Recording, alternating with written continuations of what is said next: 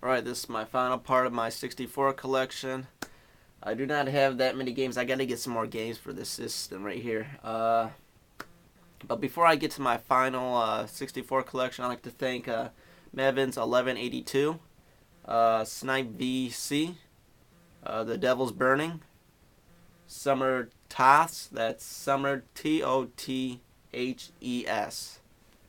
Vault Boy 18, Brett 3, Brett 3X MVP Favory 4.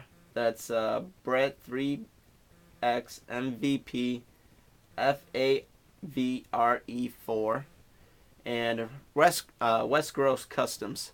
I'd like to thank you guys for subscribing me. Thanks for giving me a chance, and hope you guys do all well on your channels. Alright, let's begin. First game I got right here is one of my favorites. It is Banjo-Kazooie. This game was a lot of fun for me as a kid, and it still is today.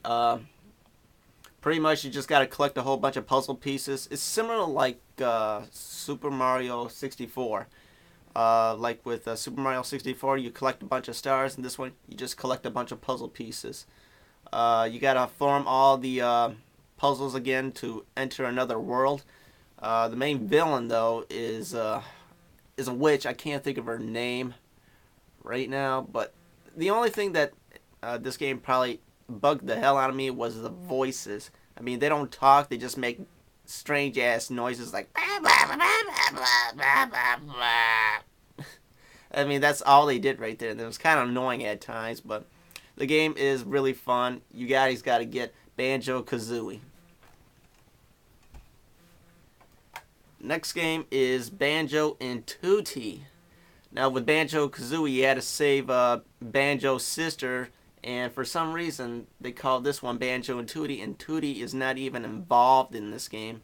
You got to save the mole guy to bring him back to life, and this time the witch brings her sisters involved in this game as well. It's pretty much just like Banjo-Kazooie.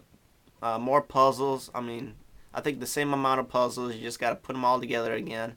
And from the very first Banjo-Kazooie, you got to do a couple of trivial questions to get to the final boss. Same thing with this game right here.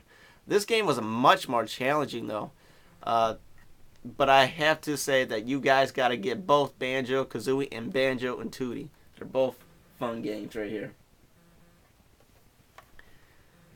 Speaking of Mario 64, Mario 64. Now, I do like this game, but I do have some problems with the whole game. Not the whole game, but certain parts of the game. Like, for instance, if you beat the whole entire game and collect all the stars, you get to go on top of the Peach's castle, and then you, for some reason, get 100 lives. I mean, what the hell's the point with that? I mean, you get on top of the castle. There's Yoshi. He gives you 100 lives. You already got all the stars. You beat the game. What the fuck was the point of all that right there? And also, I did not like how Bowser looked in the game. He looked like an overgrown dragon baby. And I thought they could have just done a little bit more different types of battles with Bowser, other than grabbing his tail, throwing him to the mines. I mean, the last one was pretty hard, but like I said before, they got to bring those Koopa kids back. I liked them a lot better with Bowser and all that, or King Koopa, or whoever you like to call this guy right there. I don't like, like I said, I don't like that little bratty ass kid. They got to bring the Koopa kids back. But this game though is awesome as hell. Got to get it.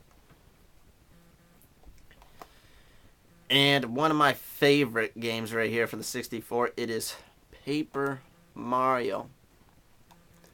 I believe this game was supposed to be the sequel of the Super Mario RPG right here. They just changed the look and all that, made it paper form. I thought this game was going to be really stupid because they did that, but this game is actually fun as hell right here. Instead of same thing with Super Mario RPG, you had 3 characters. You actually only had 2 characters that you can battle with. You as Mario and something else. And the whole premise of the game is that Bowser has taken control of the 7 stars by stealing the magic wand. You got to get all the 7 stars again. In each star you get a special ability as well. This game though is fun. Like I said before, it is fun. It is pretty inventive how they made the game is with. It's pretty inventive how they invented the game though. For the graphics look pretty well up for its time right there. And the other thing that well, I got really nothing bad to say about this game because this game is awesome as hell. It is not Super Paper Mario, but Paper Mario right here. You guys got to get this game. It is fun. Until you get to that ice stage, that becomes a bitch right there. My favorite stage though on that game was the whole toy world with the Shy Guys. I thought that stage was pretty fun as hell. Next game I got, I really haven't played this game that much. I played it when I was a kid, but I haven't played it since I bought this game, and I had this game for about 5 years now. It is Nightmare Creatures.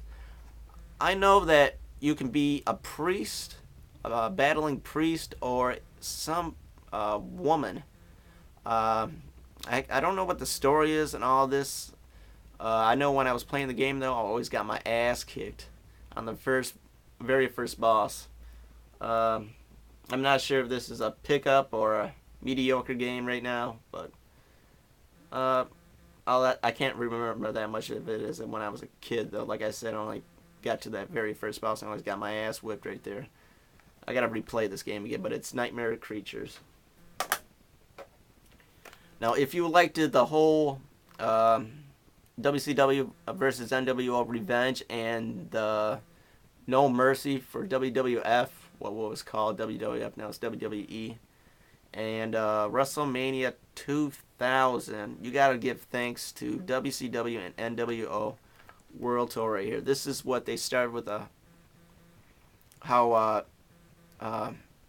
good the wrestling games could be right here. All the past other wrestling games were terrible. They were very clunky. You had a hell of a hard time with the controlling your wrestlers. This game, though, was very fluid right here. It's easy to control, and it's easy also to do the special. All you had to do is rotate that joystick around. But you got to give thanks to WCW and NWO for those other games that I just mentioned for the other past wrestling games for the 64. And my last game. Remember me talking about Rampage for the NES? Well, I got Rampage World Tour for the 64. Now, this game is much, much better than this NES one right here. It does give a better environment. There's actually other different looks to it. You can actually go to different countries, Europe. I mean, not Europe, that's a continent, I'm sorry. Canada, of course, the U.S., I think Brazil, Japan. You just pretty much just smash every town and every city of every country of every continent, except for Antarctica. There ain't nothing there but ice. That'd be pretty cool, though, if you just went to Antarctica for a bonus stage, but there's nothing like that in there. But the problem of this game is that everything, it becomes repetitive. There's so many fucking stages in this game. I think there's like 150 or maybe 80 stages. The last stage is going to the moon, and you only get to fight there once.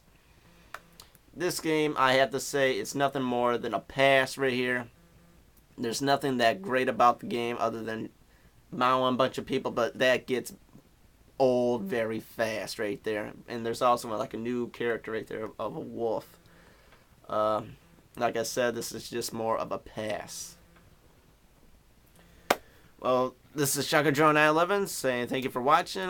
Please subscribe, make some comments, and I shall never quit gaming.